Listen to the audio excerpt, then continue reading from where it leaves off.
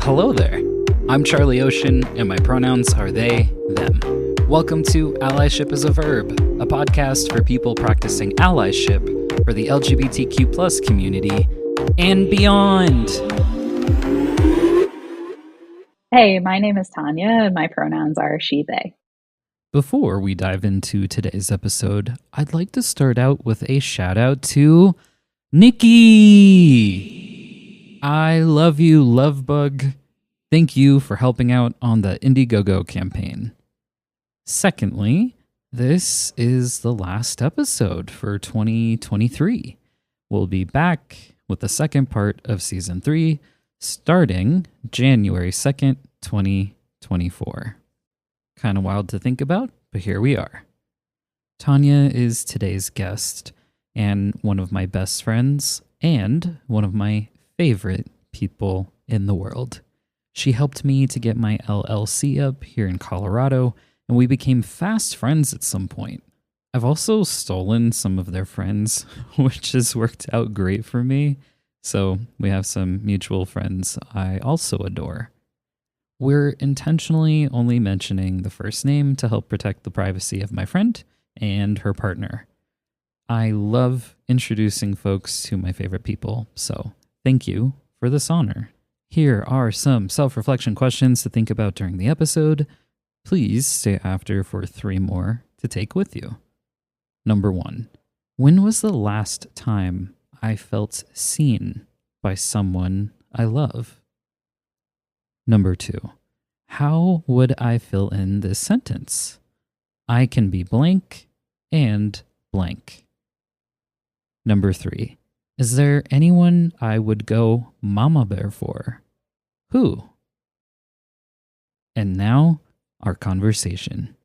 You are queer and non-binary. What does that intersection mean to you?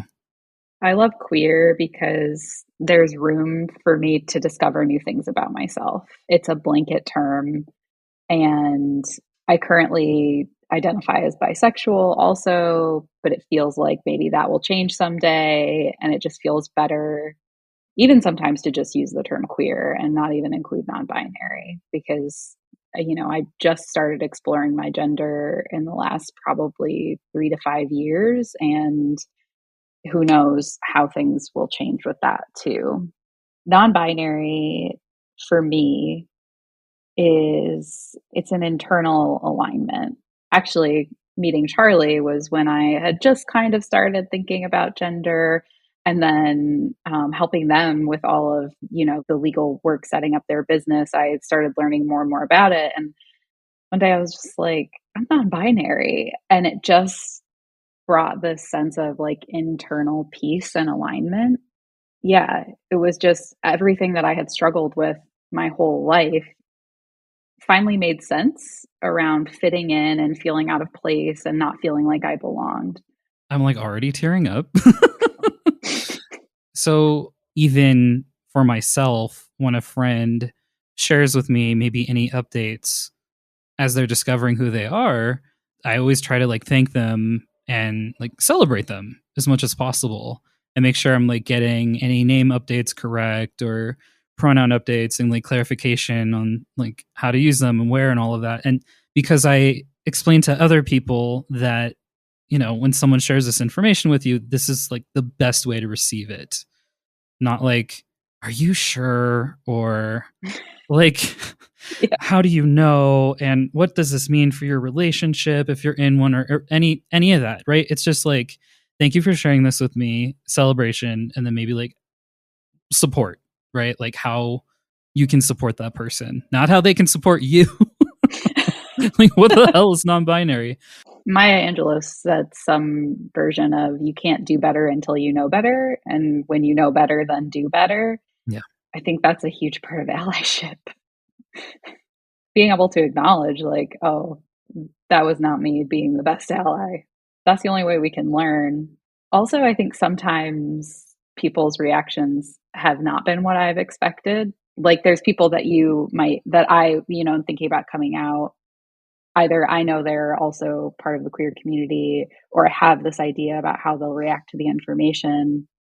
And actually, the the person who I felt most affirmed by when I was telling people. I didn't come out as non-binary. It's sort of just something that is, as it has come up with people who I care about, we talk about it, I share it. I did the whole coming out thing when I was, about being bisexual, and, it was exhausting. Yeah. And I didn't want to do it again. But I was talking with my next closest in age sister. She's just a little bit younger than me about it. And when I told her, she goes, "Yeah, you've always been non binary." And of course, I've always been non binary, but the fact that she immediately was just like, "Oh, yeah, I see this part of you through our entire lives together." It was so simple, but it was like so affirming and not what I was expecting from her. Not that I was expecting anything bad, but just it was like the perfect thing that she could have said to me. And it's okay that people don't always say the perfect thing, but it just like in that moment, it felt so nice to be seen in that way by somebody that I love so much. Was there a part of you that was like, well, what the fuck? Why didn't you like tell me? Because this is something that comes up a lot, and I don't know the best way of navigating it. I err on the side of like allow people to explore on their own kind of thing. But there are some people who genuinely are upset that like maybe someone else had like reason to believe they were a particular identity, but then never brought it up with them or asked them about it. And then it's like, I was struggling this whole time and you could have saved me all this grief. And it's like, I don't know. It's just so hit or miss. I feel like it's one of those things like it's 50-50 really. Yeah. Would that have helped you at any point? I think she is learning the language and the concepts alongside me in a lot of ways. We're really close in age. So I think when we were younger, just the same way I didn't have the language, I think she did affirm me in her own way. We're very close and we worked together while she was in college, and she would acknowledge things about me a lot that were true that it didn't feel like other people could see. And I have 4 siblings, and I'm fairly close with all of them. So I actually feel like all of them have always felt like very like affirming people to me to be around, even though we're different. My youngest sister, she came out to me before I had come out to anyone. And I was like, wow, here's this like teenager being so brave. And and I still haven't, even really been that honest with myself about it. She really helped me have like the courage to start telling people and start exploring being bi. And so I really feel really fortunate. And I think it's because, it still had its challenges, right? Her being open about her identity, but in her generation, there's not as much of a like coming out thing. You just like date who you want to date. Just like if you're heterosexual, like you don't have to tell people. You just date who you want to date. And she seemed to have a much more like that kind of attitude about it, which I think is beautiful to see with, her and my brother being much younger. When you gave me the identities of queer and non-binary, what are differences in when you might tell someone that you're queer versus bisexual? What sort of determines that? And is there a difference for you in those?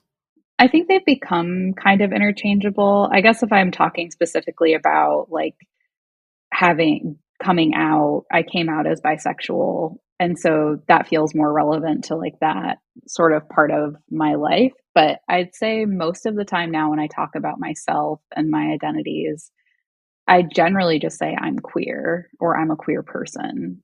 It feels easier, and it feels like it invites people to ask more questions if they want to. And if they don't, that's fine too. At the time of recording this, yesterday was Bi Visibility Day, and it was also the end of Bisexual Awareness Week. Do you feel visible or like people are aware of you and your identities, especially that one? No, I don't. um, I'm in a cis straight presenting relationship.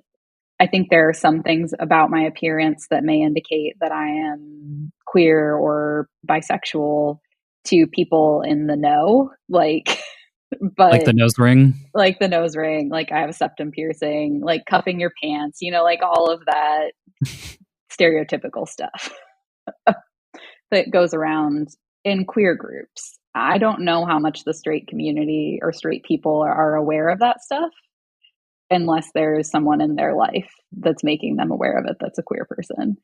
So most of the time, I don't feel visible. And it's tricky because it also provides a level of safety, not being visible. And sometimes it makes me feel a little guilty to have that safety when others who have the same identities as me don't. It makes me feel like it's really important for me to make myself visible when I have the chance. So, like when I use social media, I always include my pronouns. On Instagram, I have a rainbow flag in my bio. At work, I always have my pronouns on Zoom. We use Teams too, which doesn't let you put pronouns up, which I find really annoying. Are you tired of living in the technological dark ages where pronouns are just as mysterious as the Bermuda Triangle? They really made us fear that and quicksand for no good reason. Well, buckle up because we've got a message for you. Introducing Team Talk Pro, the best workplace communication software that doesn't exist. We know you love your video conferencing, instant messaging, and all those emojis that make your HR department cringe, but what about pronouns?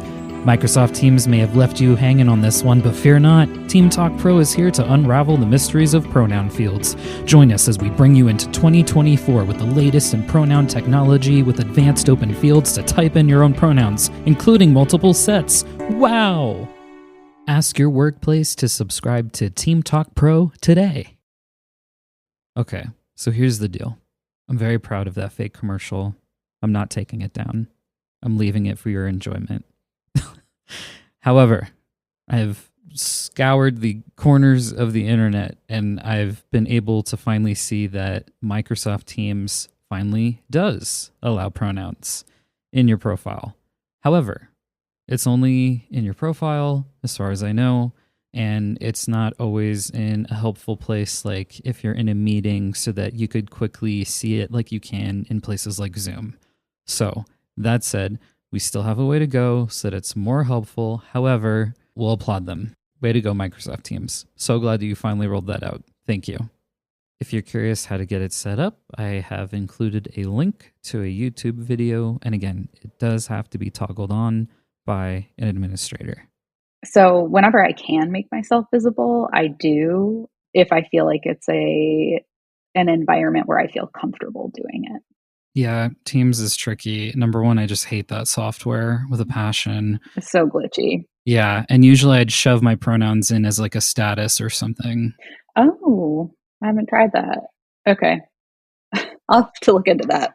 It bothers me because like years ago, back in like, I don't know, 2019, maybe 2020, one of the last nonprofits I worked at, we were trying to petition for it through like Microsoft Teams, and there's like a support page and stuff. And I don't know, we tried to upvote it or whatever that looked like at the time. The details are kind of fuzzy. I just remember it was like on their radar, and I think they were trying to figure out a way to like execute it. But it's like all of these other software companies have figured out a way to ship it. So like it really can't be that difficult. You're just like overthinking this. Yeah. I feel like on Zoom too, even before there was like an actual, like you could pick your pronouns, you could add it easily. Yeah. As part of your name. Yeah.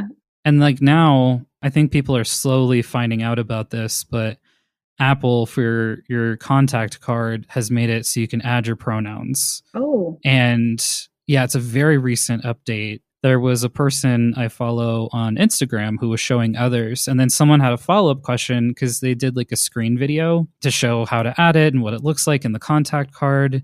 And then someone asked, oh, well, can you put like your name too for folks who don't use any third-person pronouns? The person tried it and it worked. It's just that when you use, I want to say, maybe more well-known pronouns, it will auto-populate the plural version and all that.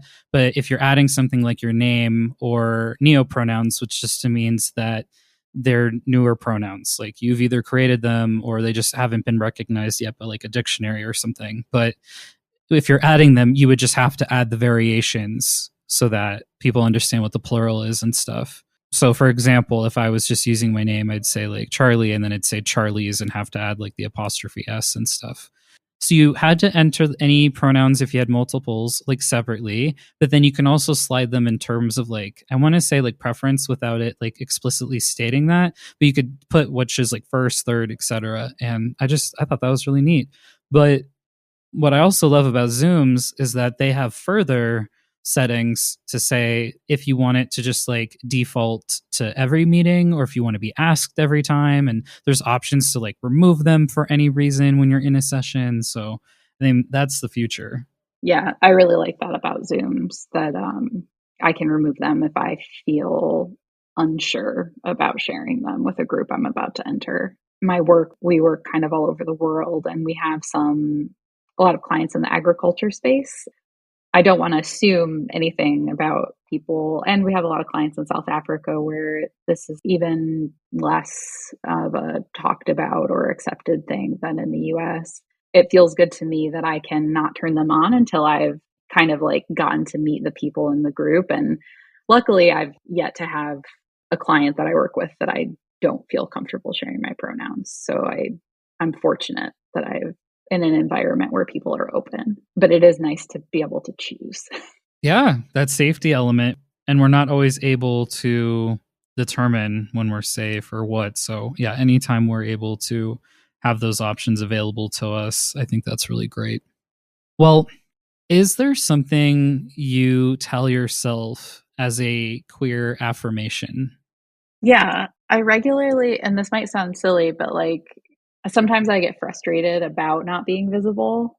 And I remind myself that I am queer whether other people know it or not, or see it or not.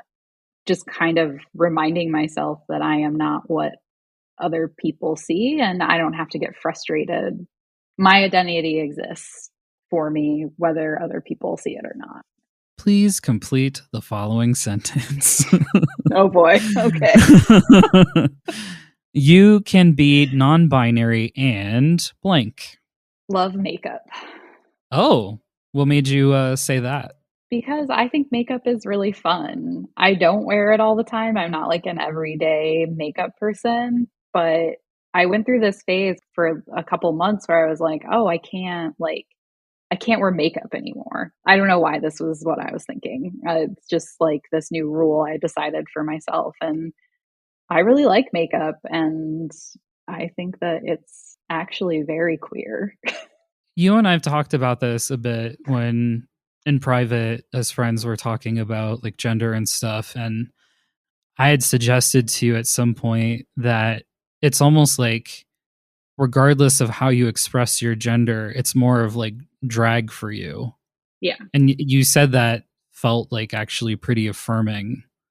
Yeah, it does because I think like for me, like if I'm gonna get dressed up and put makeup on, it feels like an event, like a show. You know, it's not my everyday. I probably wear pretty androgynous clothes most of the time, but I like love it. It's like an exciting thing for me. And we were talking about it in the context of my wedding. I'm getting married next year, and we were talking about like what I would wear or wouldn't wear. And I have decided to wear a dress. I don't wear dresses often, but to me, it feels like the ultimate drag opportunity to create this whole like vibe and scene. And it's for me, it also, I've always loved fashion, and it's like this deep artistic expression for me. It's like I put together an outfit to say something about me, about something I love, about, you know, whatever. Aligning that with being non-binary, I guess, has been a little bit of a journey, but also it's always been part of me. So to me, it feels like impossible that I would not do those things because I've been non-binary my whole life. There are times when I feel like the way I'm dressing or something is for other people and it's not for me, and that doesn't feel good. And I always feel uncomfortable.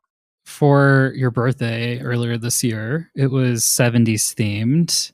And I mean, you were rocking it, your hair and everything. I love like themed parties. And so I decided to have this themed party for my birthday. I was wearing flare jeans with a button fly and this pink like mock neck tank top that had like this chain kind of pattern on it. So it was like pink and gold. I have since gifted that shirt to our mutual friend, I know Jessica. exactly who. Yeah. Yeah, Uh-huh. yeah. And I did my makeup, like the really thick eyeliner, and I think I had silver sparkles like everywhere and pink like eyeshadow. And I had done my hair very like I have a shag most of the time. So I had just like overstyled my shag instead of wearing it in a bun, which is what I normally do. And I had on these ridiculous platforms. I love wearing heels. I love being like the tall. I'm already tall, and so I love being like the tallest person in the room. I mean, I wanted it to match the theme. I wanted it to be fun. I wanted it to like look kind of like art. Like I had spent time, and I don't want to do that every day because it takes a lot of time, but I was really excited and to see what other people were going to wear. Weddings traditionally gendered as fuck, right? Like you were talking about the dress, so Yeah. doing our best to respect and maintain the privacy of your partner. How are you making these decisions together, and what feels important for you to queerify, I guess, as it pertains to this whole institution? Yeah. My partner and I have been together for a collective 8 years and never really thought we would get married, and have just recently decided that we wanted to do it. So I think everything about it is pretty non traditional. We decided one night we were just like together, and we've talked about it periodically over the years. We were just kind of like, should we do it? Yeah, let's do it. We love hosting people. We love having all of our friends together in one place. Let's get everybody together and celebrate our partnership because it's been going for a while and it's probably going to continue to go for as long as we're around. So let's have a big party. I'm always up for any excuse to celebrate. I think I learned this from my good friend Courtney. When I was in law school, I wasn't really that into like birthdays and stuff. And she was like, why would you never, ever not take the opportunity to celebrate something? Like life is so dull most of the time. And so I really learned to adopt that mindset. And now I'm just like, let's celebrate everything that is possible to celebrate. So this just felt like an opportunity to do that. And there's like, the boring, like legal advantages to being married. It just makes a lot of things easier Yeah. because our society encourages nuclear families and marriage. So that's like the less sexy reason why we're getting married.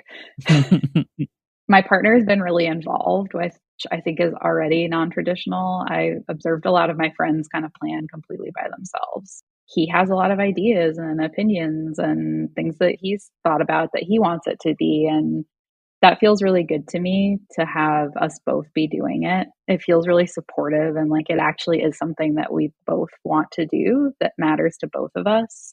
Our wedding planner, she specializes in queer and BIPOC weddings. I shared early on it was important to me to have a wedding planner to manage the day so that none of my siblings or friends had to do it and I didn't have to do it. And so we made a point of finding one that was queer affirming, and that's been great. My partner is really supportive when it came to like what I would wear or not wear. He was like, I don't care what you do, do whatever you want to do. For a long time, I was like, I'm going to wear a sequin jumpsuit. That was like the thing. And then I couldn't really find any that I liked. And my friends talked me into going to Anthropologie and trying on dresses just to do it. Let's just have the experience. And it was just me and two of them. And so it was like very low key, not like overwhelming, overstimulating or anything like that. And I tried on like 4 dresses, and one of them I was like, wow, this looks really good on me. And it's kind of retro, which is something that I love. And so I decided to get it. It was on sale and I was like, okay, I'm doing this. That was how I made my decision about what to wear. Yeah, and there's no pressure to do the traditionals. Like we're not doing the first dance, we're not doing like the dance with your parents. It just feels awkward to me. And to me the day is not about us, it's about our favorite people coming together. Not like I don't want everybody just like focusing on us all night. Another non-binary person who doesn't always like to be perceived. Yeah, it's true. It's Or at true. least not for long. And my partner hates being perceived even more than I do. So that will be limited. I did have some nervousness about how visible to be in my queerness at the wedding, just because, when you get extended family around, everyone's not in the know and there's questions about supportiveness. And I was talking to my therapist about it actually. She kind of suggested, like, I can't control all of those people. I can only control the day that I want to have. And it really made me feel empowered to just show up as queer as I want to and not worry about it. It's our day, mine and my partner's, and he is comfortable in our relationship and is not afraid of my identities.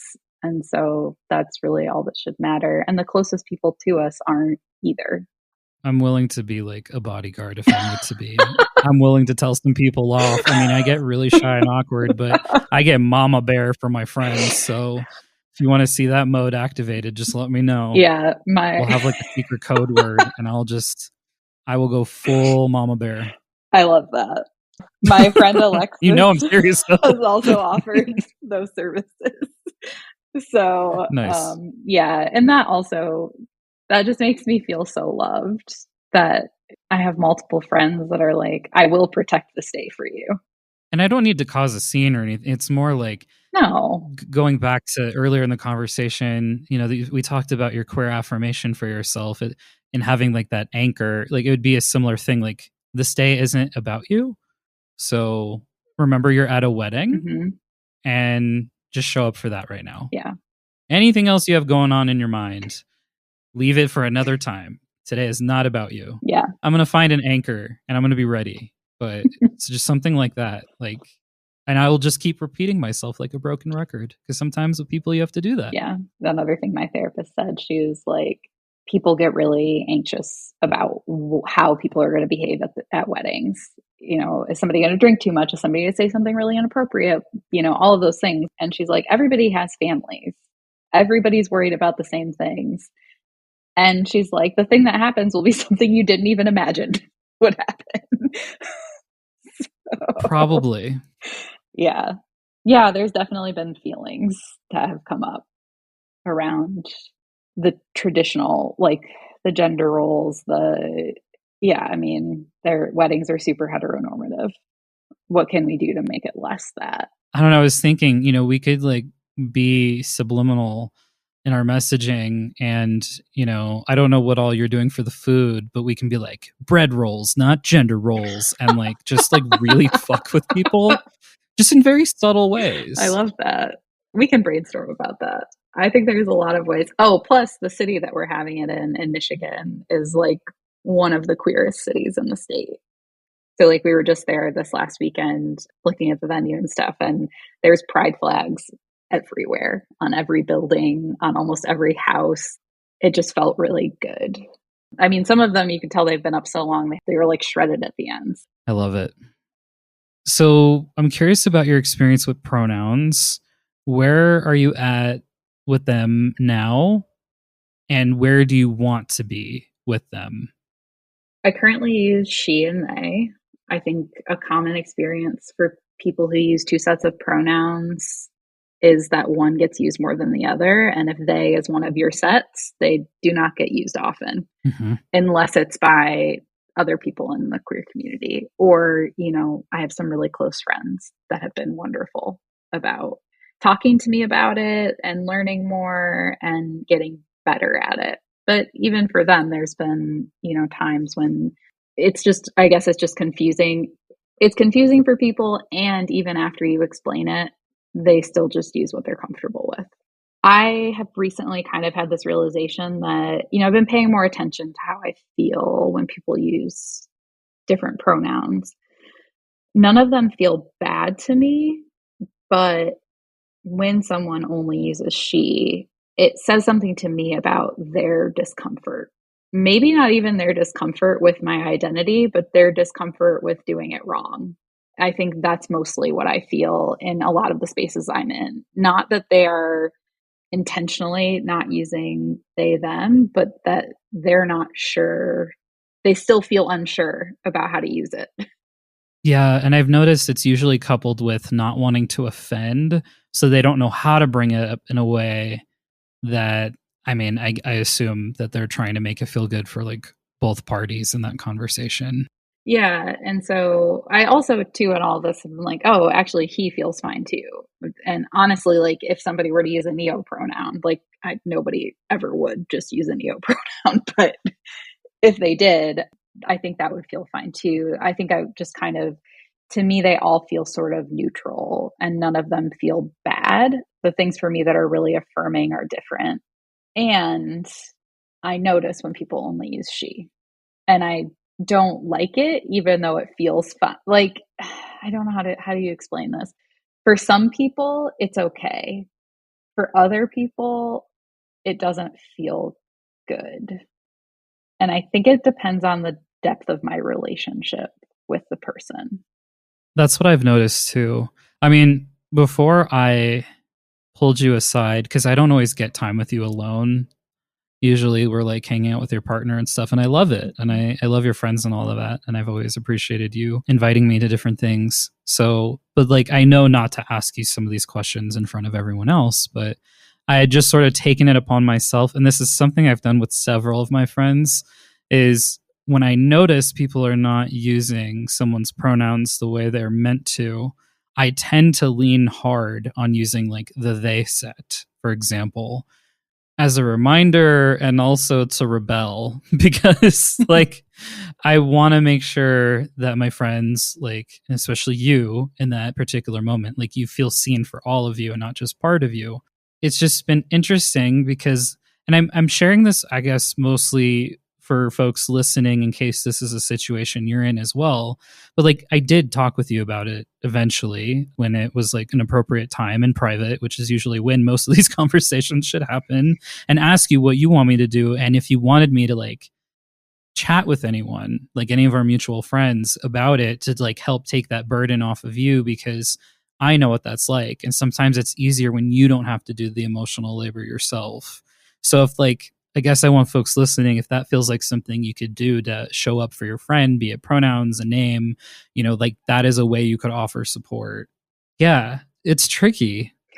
Yeah, I mean, it is because, I am saying that she, her is okay. And the people pleaser in me is like, well, I said that her was okay. So I can't say anything now because it'll be like, oh, well. And so, like, some rebellious part of me has been like, I'm just going to start using he, they. But then I do genuinely think people would just use he. Yeah. I think more people would use he.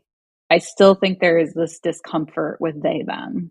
I still occasionally hear that stupid, oh, it's plural. You can't use for singular. I swear to God. That makes me want to throw the person out the window every time. But it's not. Shakespeare used they, them as a singular.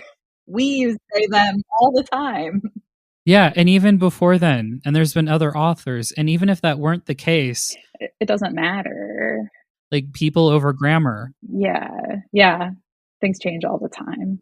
I tell people like, yeah, people over grammar. Who gives a shit? If someone's asking this like small thing of you and they're letting you know that it feels really good to them when people make that effort, why would you deny them that? And I don't know which asshole or which group of assholes decided to take over English departments everywhere and be like, plural, not singular, whatever. But like, there have been plenty of like English teachers and professors over the years that like also used it in the singular and do now and honor it now. And so that's why I don't know which asshole it was or which group of assholes we can point to in history that like keep bringing this up. But again, who gives a shit? Yeah. And I mean, if somebody leaves like their sunglasses behind, you don't say she or he, you say they left theirs, like if we're just at the regular usage. So it's not a good argument anyways. But I do hate documents that do say he/she though.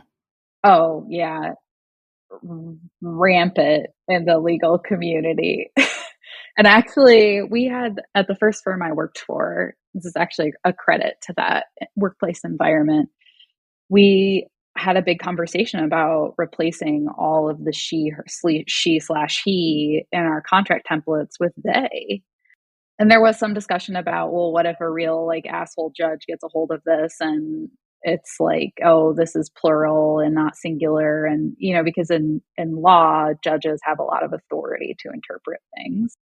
But we still ended up doing it. We were just like, somebody has to start. And that was 6 years ago, probably. There are people that are trying to change the norms. And there's a lot of people that are still deeply uncomfortable with it. Yeah.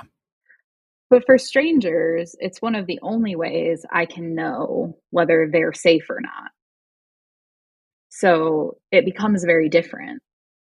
And I think too, like keeping she, her for me is definitely a concession. It's I don't want to have to teach people all the time about they, them. So in a perfect world, what would like honor you best? Like genuinely, what would honor you best outside of any concessions? Like fuck all that noise, like just you. Like what would actually honor you? In a perfect world where everybody is at the same level of understanding, I'd use she, they, and he, I think. Because that truly, I think, expresses my experience. But then when you add in the nuance of knowing that when people are only using she and her, it's because of discomfort. And that to me, keeping she and her feels like it makes my life easier. That creates like a different vibe around the she, her pronoun set than just how it makes me feel. I don't know if that makes sense. Yeah, and like something I don't think I've shared with you is like first off I talk about you a lot cuz I'm like my best friend Tonya like all the fucking time. And I'm sure Oh, yeah. I love it. I talk about you all the time too. So I mean for the people I like super duper love like I always talk about them and so I just can't help myself. And so when I am hanging with our mutual friends, I lean a lot harder into they, but I have been slipping out more mhm. she's and stuff to show like I am capable of doing this. I'm just leaning on they because other people are fucking this up. And Yeah. again, it's that Yeah. reminder. I'm like Clippy from Microsoft, like by the way, did you know that you Yeah. can do this thing? But when I'm talking about you to other people that like haven't met you or just like different friends, I mix up she and they so much more like far and away. It's way more Yeah. balanced. Again, it's just like I am like I don't know, cosmically or something, like universe wise, just trying to help Well, tip the scale the tiniest bit. you're Yeah. balancing, yeah, like you're balancing whatever environment you're in. And I think that's something I know I do that for people who I know use two or more sets of pronouns. Like I listen for what other people are using more of. And if it's like heavy on one, I'll lean on the other because how I want to feel is that people are using both. Like that's the true, but there's environments where people are only using one. And so if you are there and you're using the they them set, that feels really good to me because I'm hearing they them and I know that you are taking some of that work away and trying to teach the people that we're around. Putting you on the spot a bit and you can change your answer. But again, this is an example of how easy it is to just check in with your friends or your loved ones, whomever. What do you want me to do at your wedding? Have you thought much about that? I would like you to do what you've always done in the using both if other people around are using both, leaning heavy on they if people are only using she. Yeah, I think I would have answered that differently a few months ago, but I I want that day to feel good to me, and that will make me feel good. What would you want me to say to anyone who's part of that, like, potentially, like, extended family that just doesn't get this stuff? I mean, first off, especially if I'm mixing them up, I feel like people tend to not notice. Like, they Mhm. don't always hear it. Like, sometimes they do. It depends. Yeah. It truly depends. But what would you like me to say? Like, I mean, I'm If they not ask, yeah, like, why are you saying they? Like she's a she or something, like what would you want me to say? I would like, yeah, she's a she and a they. Yeah, I mean, something like that, or, you can ask them. Like, I think I'm gonna need to like get a projector and I think I'm gonna get ready to like do pronouns 101 for people. Or maybe I'll make brochures. hand out. Yeah, I'll be like, are you feeling confused by she, they pronouns? Are you not sure what the hell this is in relation to Tonya? And what yeah, I will. Yeah, that's what I'll do. Fucking Canva makes this kind of stuff easy. So I'll just make a fucking brochure and I'll be like, here is some literature for you to peruse. Like, if you have any questions, email me and I'll give you like my hourly consulting rate. Oh man, that would be incredible. I love it. Yeah, but I'll get your permission. I'll like have you like check it out, give it a once over before I get these printed just to make sure. Yeah. I'm also like, now I'm wondering if my answer is just like a cop out because of my people pleasing. Like, if I'm unwilling to admit to myself what feels best. I can't tell. Well, that's okay. If that's where you're at right now, that's where you're at. Yeah. So we'll just keep that thread going. And that's, again, for folks listening, that's another thing I do is like I tend to check in with my friends at some sort of interval of like, hey, are these pronouns still feeling good for you? Is there anything you want me to do differently? So like there's always times to check in about it. It doesn't have to be awkward. Yeah, you're really good at that, and I appreciate it. Yeah. So I'm not going to anchor in what you've given me now and then just like hold on to that forever. I will check in with you closer to the wedding. Thanks. For sure. We'll have probably an extended conversation. Yes. Yes. Is there anything traditionally gendered, like terms of endearment or anything like that, that honor you, that people would be like, huh? I love auntie. Like, I just feel like everything that word embodies is what I want to be in life. Okay, now we need a definition, please, and thank you.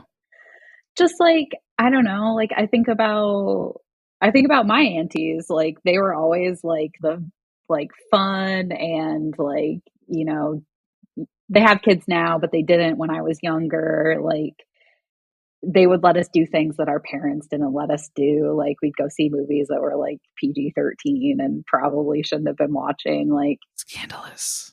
Just like just like fun and still like excited about life. And I've always thought of myself becoming an auntie, like, because I've always known I didn't want to have my own kids.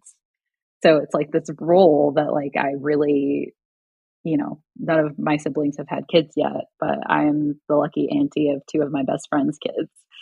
And, just like that role in their lives. Like, I come over and we bake stuff and we make a mess and like we just have a good time, and they're always so excited to see me. And to me, like, those are all of the things that being an auntie is. What are some examples of gender euphoria that you've experienced recently? It's fun watching your face light up when I asked you that. So I love wearing a sports bra with high neck clothing for whatever reason, just like makes me feel really good. And I recently got rid of all of my padded bras because I was like, these feel terrible. Do not like. And you don't need them to be any bigger. Yeah. No, they're enough. Enough of an issue. I also think I was in Texas recently for work.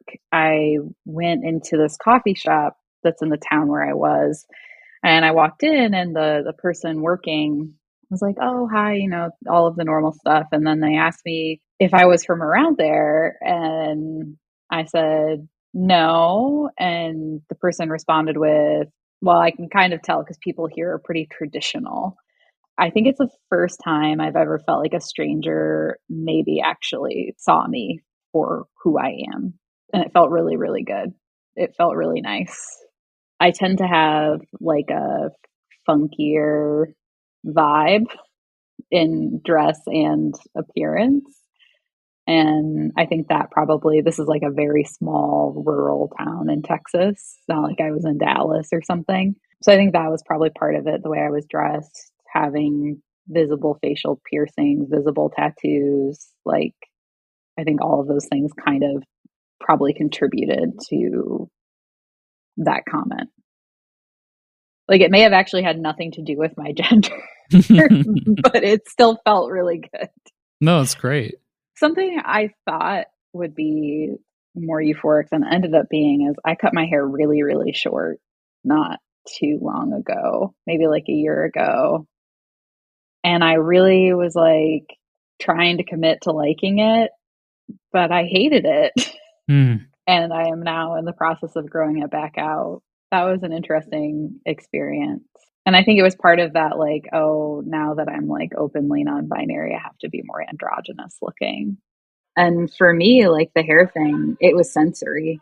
Because it was short, I couldn't pull it up. Like, I couldn't pull it up easily.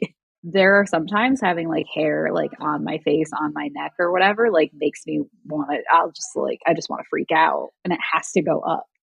But if it's not easy to put up, then it's like still like all, so like that's why I hated it. I was like, this is horrible. I guess I could shave my head and be bald and that might be okay from a sensory perspective, but it's not really the vibe I'm going for at this point in time. Sometimes I wonder how much of my preferences are even related to gender, because I think gender can be whatever you want, right? Like, you can be a cis man and wear a dress. And I think so many of like the things, I wonder this about my chest a lot. Is it dysphoria or is it like sensory? I cannot deal with this feelings, because they both feel bad.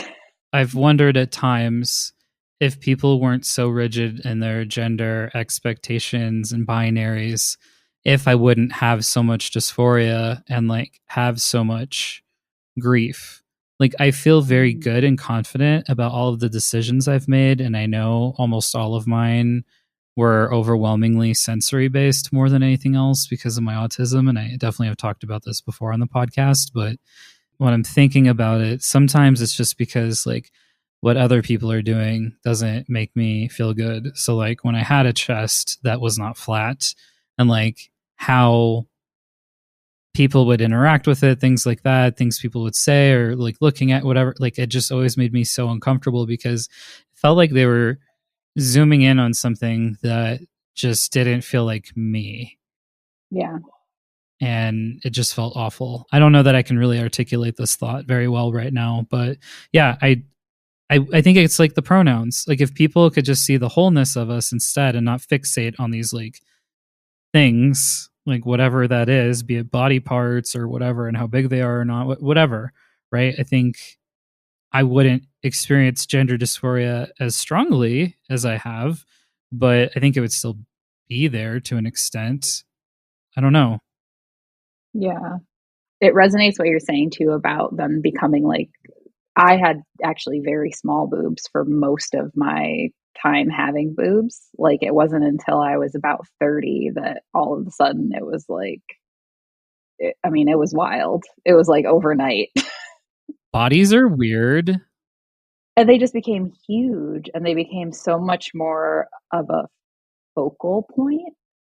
And then I started to get very uncomfortable with them and experience a lot more dysphoria and like trying to hide them, cover them up. Like, when I had smaller boobs, I wore like really low cut shirts and stuff. I had no cleavage. It was like, didn't matter. It was just flat. And I don't like when like something gives me cleavage. It doesn't feel good. I don't like it when people focus on them, when people say things about them. Like, that kind of stuff never happened when they were smaller. I didn't even think about them. People feel, not all of them, but I think there are a great number of people who feel that they have a right to comment on people's bodies.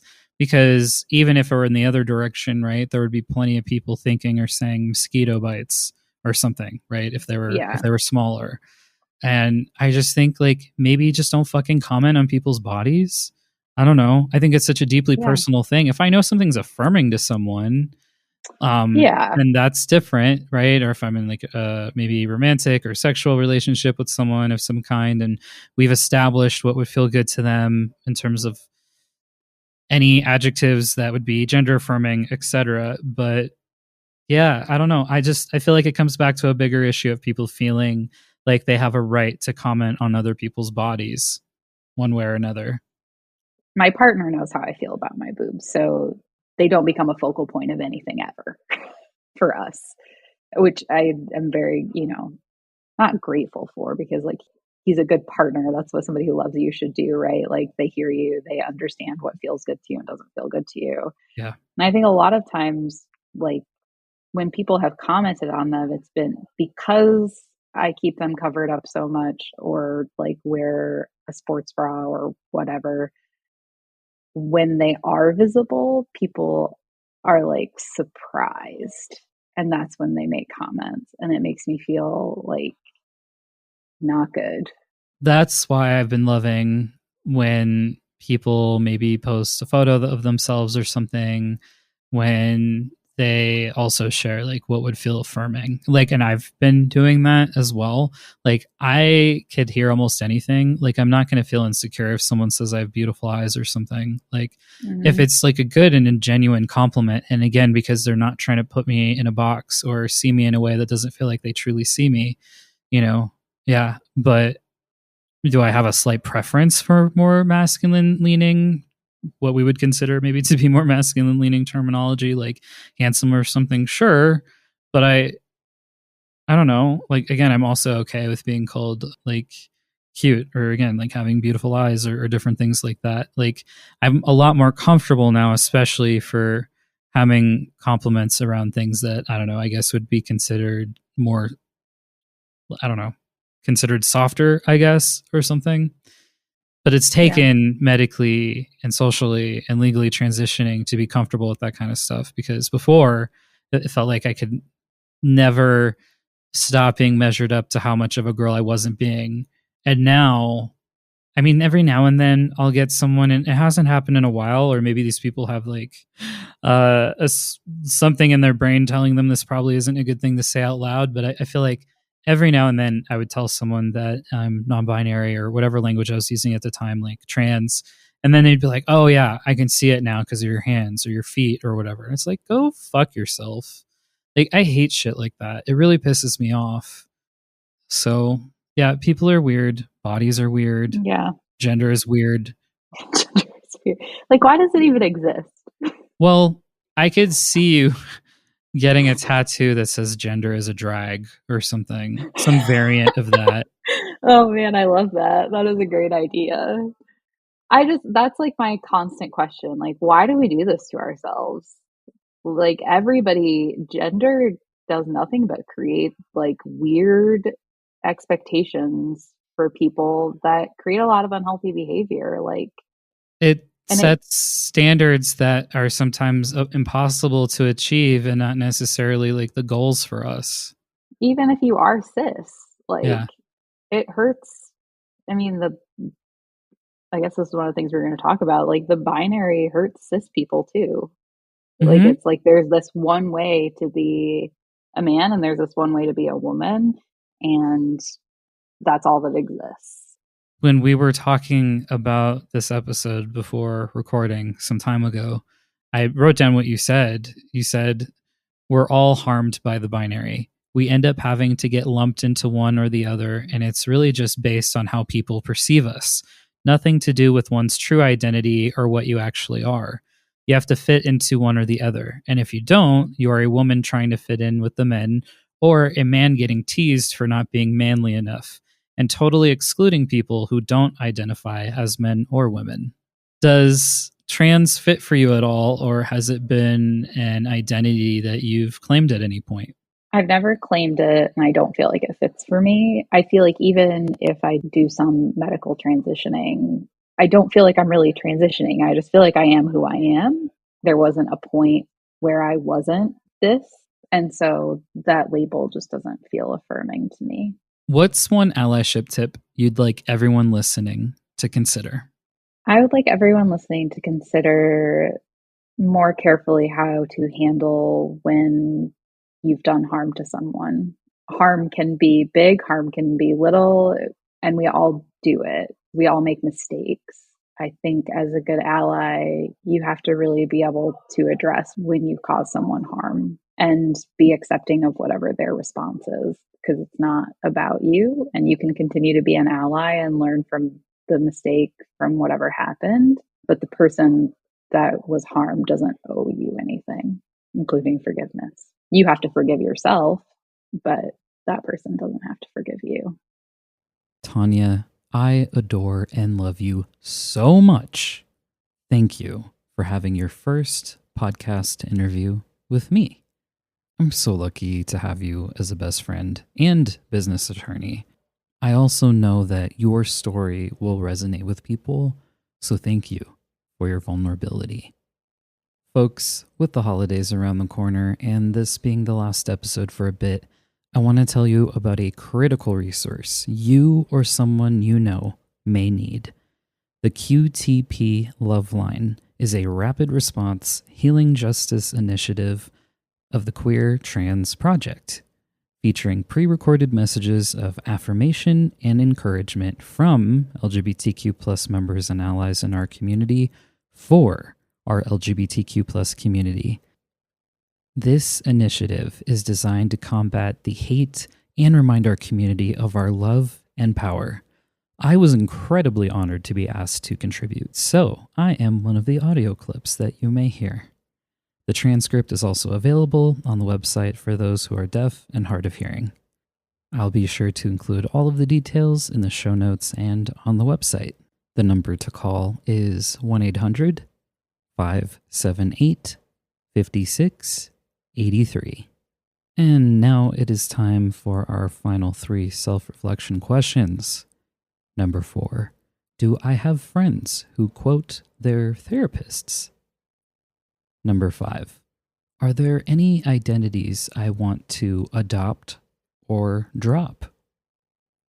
Number 6, have you ever wished you reacted differently to someone coming out to you?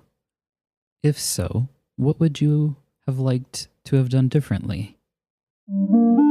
Visit allyship.com for any resources and a full transcript of the episode. And remember, sometimes allyship means knowing how to handle when you've caused harm to someone else.